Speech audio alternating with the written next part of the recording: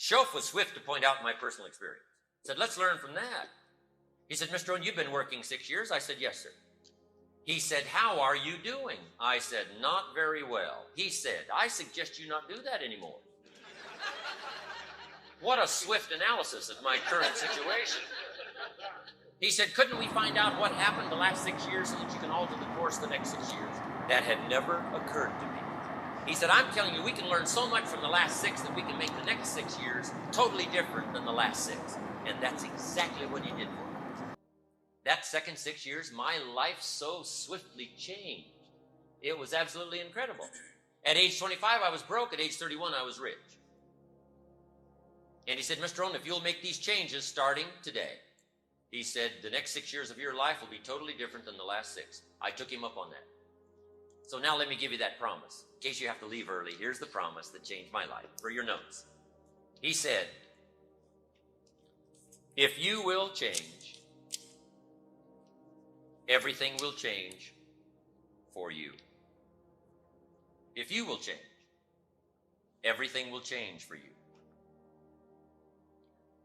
Before I heard that promise, up until age 25, I used to go through the day with my fingers crossed, hoping things would change.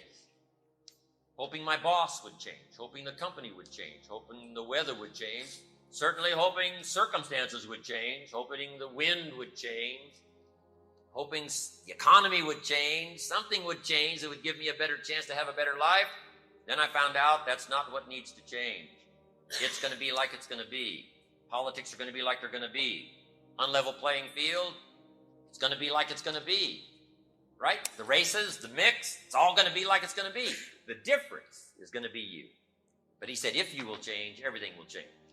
But then he also gave me the warning. Here it is. If you don't change, nothing will change. And he said, the next 6 years of your life will be just like the last 6. 3 major reasons why I got rich by the time I was 31. Let me give you those. Number 1, I lived in America. I mean, that takes care of most of it. A democracy, a place of freedom. Everybody wants to come to America because it's easy here. People haven't plotted and schemed for 40 years saying if I could just get to Poland, everything would be okay. No, everybody wants to come here. Neil Diamond sings, looks like everybody's coming to America. Right? They're not building rafts to get to Cuba. Everybody's trying to get to America. They're not squeezing through the fence to get into Mexico. Right? Everybody wants to come to America, because this is it, right? It's easy here. Live in a country of freedom, a country where you can read every book you want to read, attend every class you want to attend, try everything you want to try. This is it. America. America's easy. For some teenagers that haven't heard that story before, take it to them. America is easy. Bangladesh would be hard. The average yearly income in Bangladesh is $100. That's hard. America, easy. You got it. Cambodia would be hard. The Khmer Rouge killed 2 million Cambodians so that the 5 million that were left would do the deal. That's hard. America, easy. You got it already. In about 90 days, you can have that memorized. No problems here. I got rich by the time I was 31. Number 1, I lived in America. Here's number 2. I found opportunity. And that's what you're all about, opportunity. Starting opportunity, preaching opportunity, living opportunity, practicing opportunity, and offering opportunity. How much opportunity is there in America? It's unprecedented. Opportunity beyond the wildest imagination of most people who live everywhere else in the world. I found opportunity. Now here's number 3. I found a teacher willing to teach me. Somebody who took the time to translate ideas that I could understand, foreign boy from Idaho. And that's how I did it. Those 3 basic reasons. Lived in a democracy of freedom, found opportunity, found a teacher willing to teach me. And I was rich by 31. Now someone says, well, Mr. Rohn, if it was so easy to get rich by age 31, how come everybody else around you during that same period of time, how come they didn't get rich? Here's why. It's easy not to. That's the best advice I can give you. In case you have to leave early, that's the heartbeat of my whole seminar. For one should be easy for all. Someone says, no, Mr. Rohn, for all the rest of the people around you during that time, for them it was hard, and for you it was easy. That's not true. You couldn't debate me on that point in front of this intelligent audience. What's easy for one is easy for everyone. However, let me put it now in a philosophical phrase, since I tend to be a bit philosophical. Here it is. What's easy to do is also easy not to do. That's the difference between success and failure. That's the difference between pennies and fortune. That's the difference in flourishing and not having much. That's the difference between trinkets and treasures. Jot these questions down. Question number 1, what makes life valuable? Interesting philosophical question. What makes life valuable? Human life. Now that we find ourselves on this spinning planet, a chance to live a human life, what would make it valuable? Second question, what makes life worthwhile? Third question, what makes life work well? Good practical question. Now, under work well, we could put, spiritually, socially, personally, economically, physically. There's a lot of different aspects to making life work well. But that'll suffice, because those questions, I think, are very vitally important. What makes life worthwhile? What makes it valuable? What makes it work well? And all the aspects. If your life doesn't work well in some aspects, what would you fix? And I've got some good answers on that. There's usually about a half a dozen things that makes 80% of the difference. That's the formula. There's usually about a half a dozen things that makes 80% of the difference. Now, what's interesting about this formula is it's not exactly half dozen, and it's not exactly 80%. This is just sort of a unique way to say it. Keep looking for the few things that makes the most difference, whatever the project is. Boil it down to the most important components that'll take care of most of it. And I think if you look through a lot of major subjects, you'll come to this same conclusion. To be good in sales, there's about a half a dozen major things to practice that'll give you an 80% chance of really being good in sales. For a management career, there's about a half a dozen things. For a good marriage, there's about a half a dozen things. For good health, there's not 1,000 things you have to work on. There's not 500 things you have to do every day. About a half a dozen will take care of most of it. Now, what was exciting about this formula when Mr. Show first shared it with me was, if there's only a half a dozen things, I could learn it. I mean, if there's 500 things, probably left me out. I only went to 1 year of college, halfway through my second year. So if it's going to take a lot of education, it's probably going to leave me out. But when he said, no, there's about a half a dozen things that'll take care of most of it, whatever the project is, I said, then if it's a half a dozen, I can learn it. So here's what I found out. Life change really is very simple. It's really very easy. For financial independence, there's about half a dozen things. No one, especially in this country, needs to go without financial independence, because it's not that difficult to master. There's not 1,000 things to learn. You don't have to go through all of the technology over a lifetime. Just a few things, major things, that'll take care of most of it, and you've got it made. And in boiling things down for my teenage friends, that's what they're interested in knowing. Can I do it? Can someone like me master it? And the answer is always yes. I tell them I got rich by the time I was 31.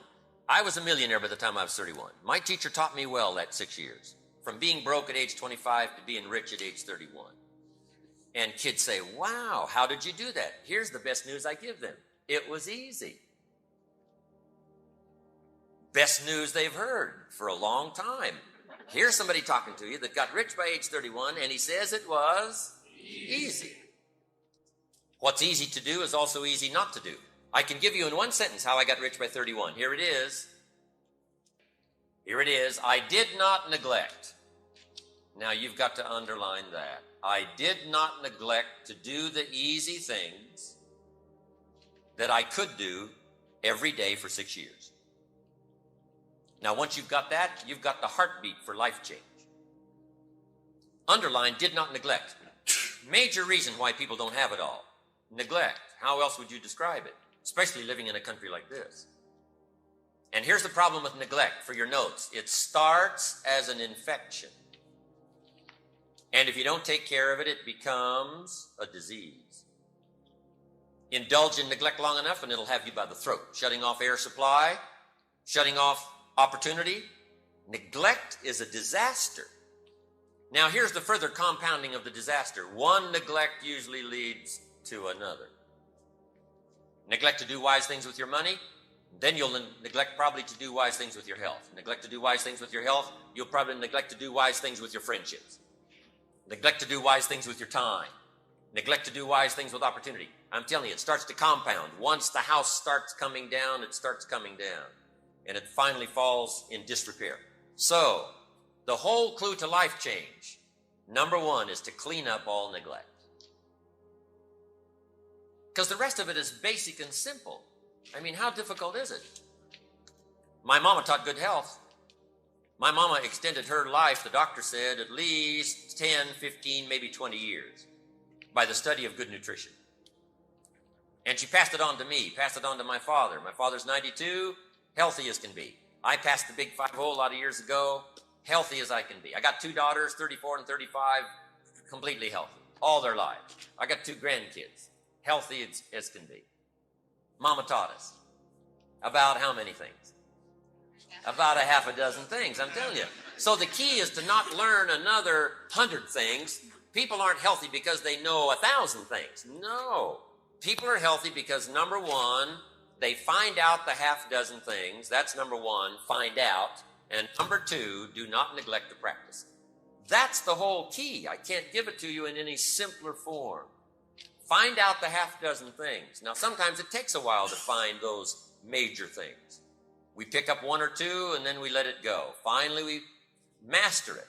But the rest of it is simply do not neglect. If you'll just start cleaning up neglect.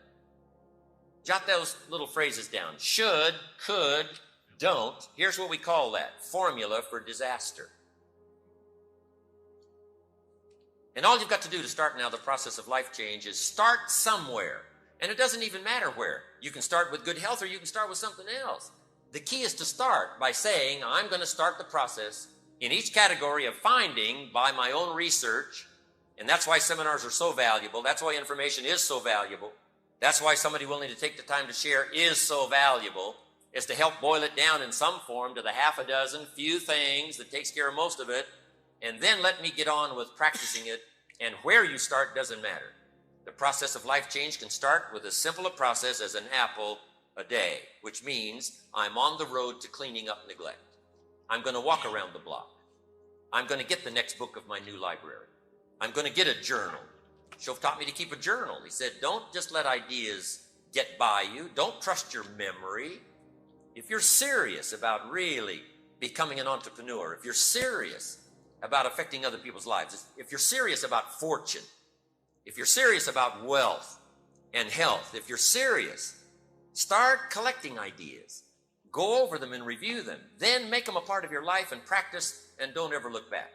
That formula helped change my life. Brought me to where I am today. And I'm so delighted now to have the opportunity to go around the world telling the same story that I heard when I was 25 years old. There's a few basic things, and if you practice them every day, I'm telling you, there's no reason why you can't have the health you want, the relationship you want, the fortune you want, the money you want, the income you want, the sophistication you want, the culture you want, the prestige you want, the influence you want, all of it wrapped up, I think, in a nutshell of what I've just explained to you. A few things. Now, let me give you one more part of it. Here it is.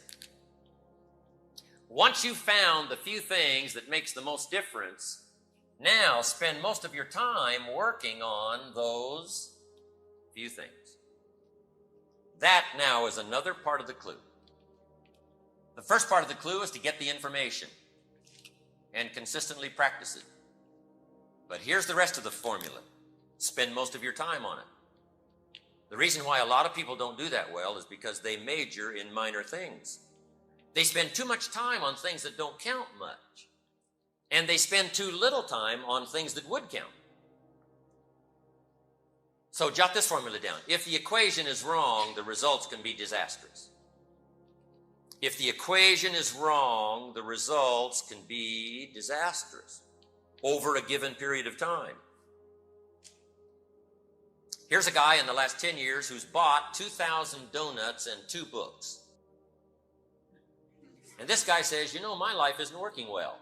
Well, anybody in this audience could give him a seminar, right? Once we knew these numbers, here's what we might suggest to this guy.